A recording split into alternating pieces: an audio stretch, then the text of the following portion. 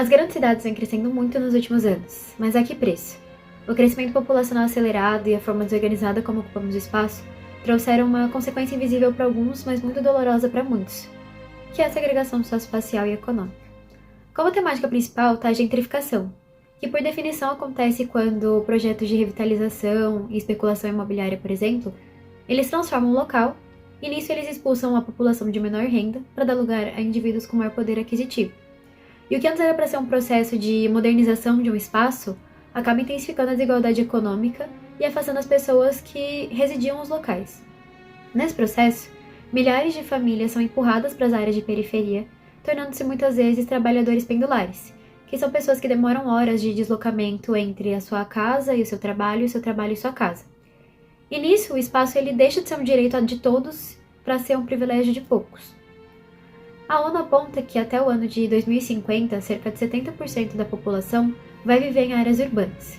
E nisso, a Agenda de 2030 criou como uma de suas ODS a ODS 11, Cidades e Comunidades Sustentáveis, com um dos objetivos sendo combater segregação, garantir a habitação inclusiva e criar territórios distribuídos de uma forma mais igualitária e acessível para a sociedade. Analisar o presente e planejar o nosso espaço para as futuras gerações é de extrema importância para garantir que as cidades promovam o bem-estar de todos, e não a exclusão de muitos. Afinal, a cidade não pertence apenas para uma minoria, e sim para uma população de modo geral. Então, nosso trabalho ele vai focar principalmente em explicar como o processo de gentrificação aconteceu e como ele ainda ocorre, e como afeta a sociedade.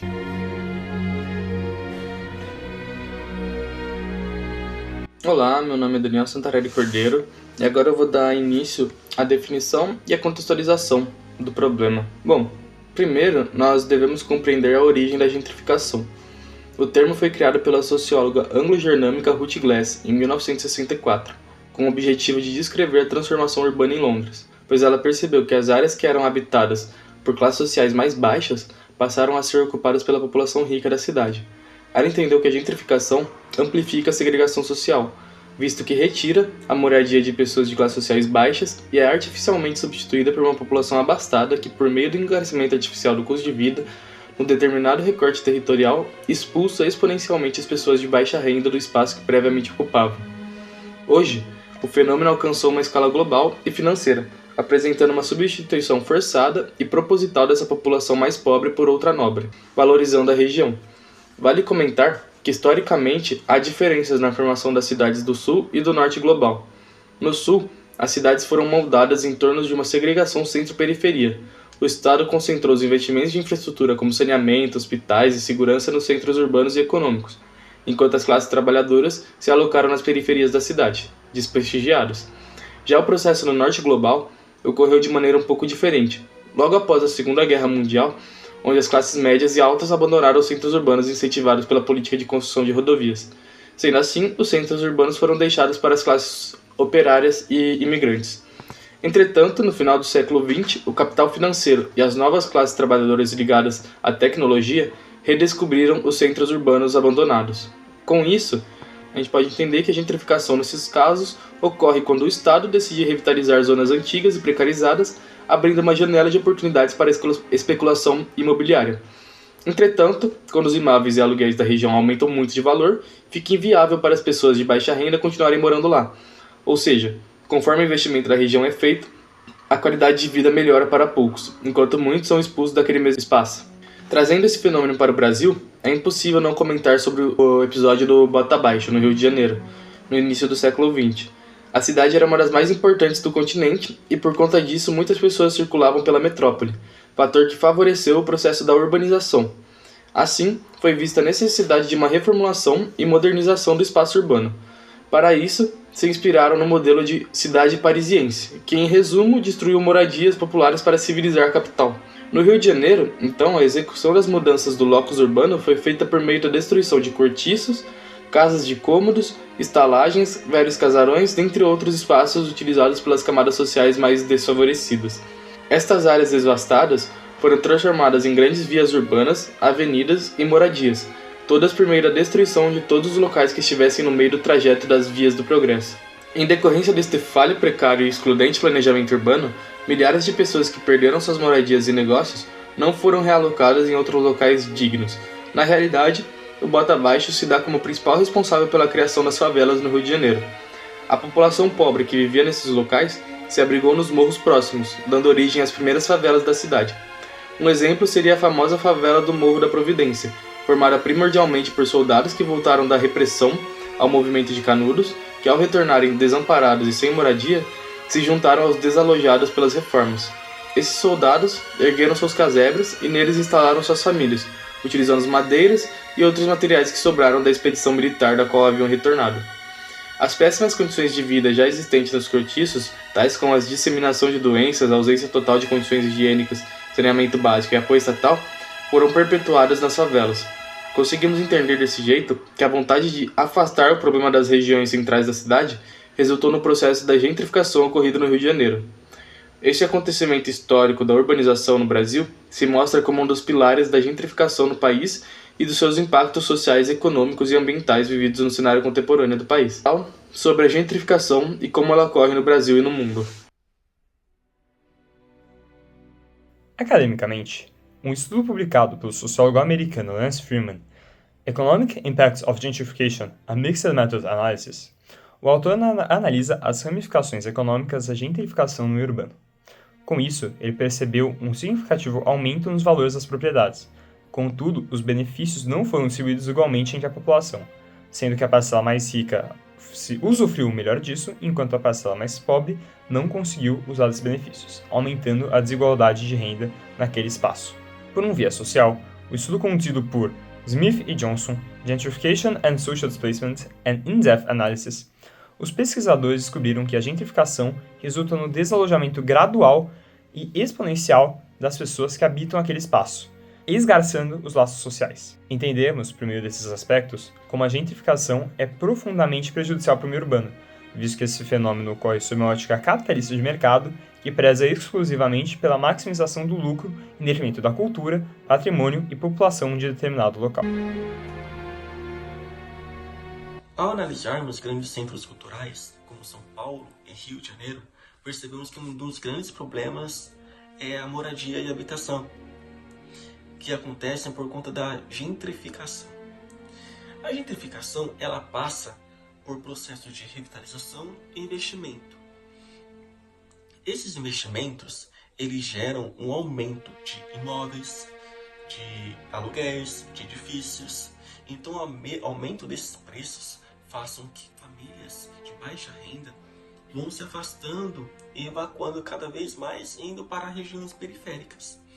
Isso gera um grande problema socioespacial, porque essas famílias elas ficam longe de centros urbanos, de centros culturais, elas ficam longe de um serviço público e de uma moradia digna. A solução ela está respaldada no artigo 5º e 182 da Constituição Federal. Esses artigos eles falam sobre edifícios ociosos. Edifícios ociosos e abandonados para fins lucrativos, para fins de especulação imobiliária, eles passam a ter um IPTU progressivo e não apresentada a função social desses edifícios, o governo passa a apropriar esses edifícios e imóveis. Com a apropriação, aproveitando a estrutura já criada, aloca ali as pessoas e as famílias de baixa renda.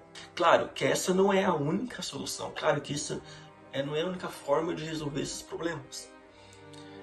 Outras formas, outras soluções, seria a apresentação de legislação que proteja as famílias dessa especulação imobiliária,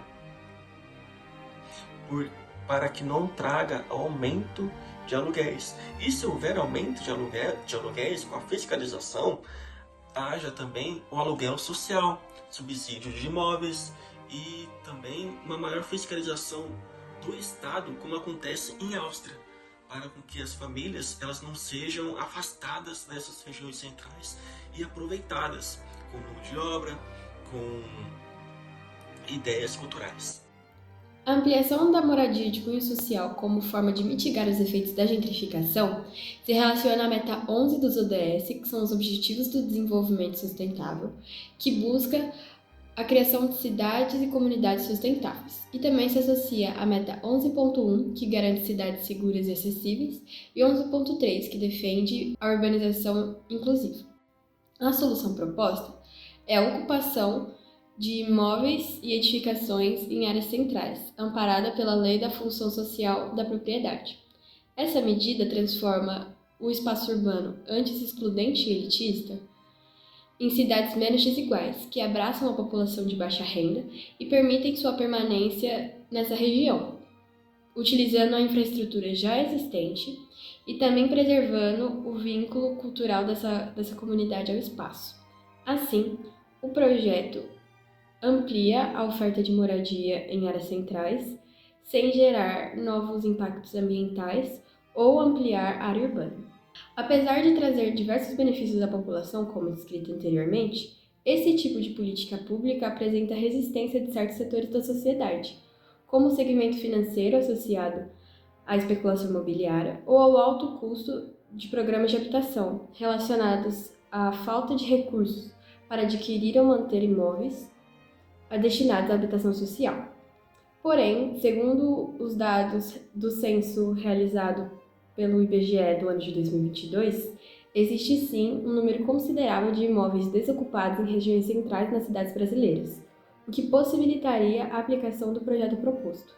O mesmo já foi feito em outros países, como Viena e Singapura, que financiaram projetos de subsídios semelhantes à proposta, ampliando a oferta de moradia para as populações de baixa renda nas regiões centrais e reduzindo os impactos da especulação imobiliária. Isso mostra que, combinando a fiscalização do mercado imobiliário de forma ativa a políticas públicas de habitação, é possível sim enfrentar a gentrificação e construir cidades mais acessíveis e sustentáveis.